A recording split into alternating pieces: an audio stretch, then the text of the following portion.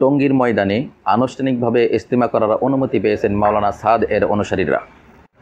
কোরআন হাদিসের ভুল ব্যাখ্যা এবং ভ্রান্ত আকীদা নিয়ে বিরোধের জেরে বাংলাদেশ তাবলিগ জামাত দুটি প্রধান গ্রুপে বিভক্ত হয়ে আছে। তাদের এক গ্রুপের টঙ্গী ময়দানে তাবলিগ জামাত বাংলাদেশ মাওলানা সাদ এর অনুসারীরা বিশ্ব ইজতেমা অনুষ্ঠিত হবে আগামী 14, 15 এবং 16 ফেব্রুয়ারি। তবে এক্ষেত্রে স্বরাষ্ট্র মন্ত্রণালয় থেকে শর্ত দেওয়া হয়েছে। আগামী বছর থেকে টঙ্গী ময়দানে তারা ইজতেমা ও তাবলিগি কার্যক্রম করতে পারবেন না। এর আগে 4 ফেব্রুয়ারি স্বরাষ্ট্র মন্ত্রণালয়ের জননিরাপত্তা বিভাগের প্রজ্ঞাপনে এই তথ্য জানানো হয়েছে। উপসচিব আবু সাইদ স্বাক্ষরিত প্রজ্ঞাপনে বলা হয়েছে, টঙ্গী ময়দানে আগামী বছর থেকে ইজতেমা এবং তাবলিগি কার্যক্রম না করার শর্ত পূরণ সাপেক্ষে এবছর দ্বিতীয় পর্বে শুধুমাত্র 14, 15 এবং 16 ফেব্রুয়ারি সাতপন্থীরা বিশ্ব ইজতেমা করতে পারবেন। রোববার তাদের কাছে মাঠ হস্তান্তর করে গাজীপুর জেলা প্রশাসন। এরপরেই ময়দানে ইজতেমার কাজ শুরু করে মাওলানা সাদ এর অনুসারীরা। তাদের পর্যাপ্ত নিরাপত্তা দেওয়ার আশ্বাস দিয়েছেন গাজীপুর মেট্রোপলিটন পুলিশ।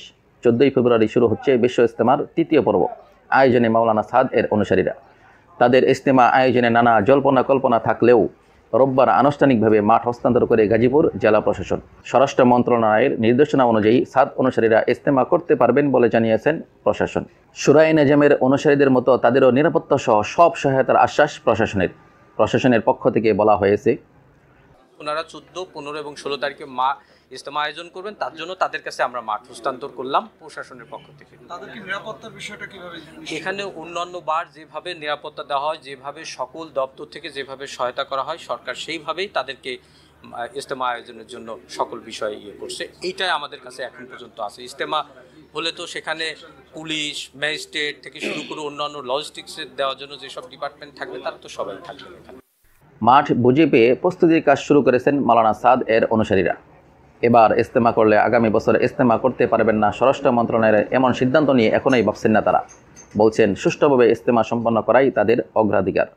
এরই মধ্যে ইজতেমা ময়দানে 160 একর জায়গা পরিচ্ছন্নতার কাজ শুরু করেছে গাজীপুর সিটি কর্পোরেশন। মুসল্লিদের জন্য সার্বক্ষণিক পানি ও বিদ্যুৎ সরবরাহ থাকবে। 16 ফেব্রুয়ারি আখিরি মোনাজাতের মাধ্যমে শেষ হবে মাওলানা সাদ এর অনুসারীদের বিশ্ব ইজতেমা। 18 তারিখ প্রশাসনের কাছে মাঠ হস্তান্তর করবে তারা।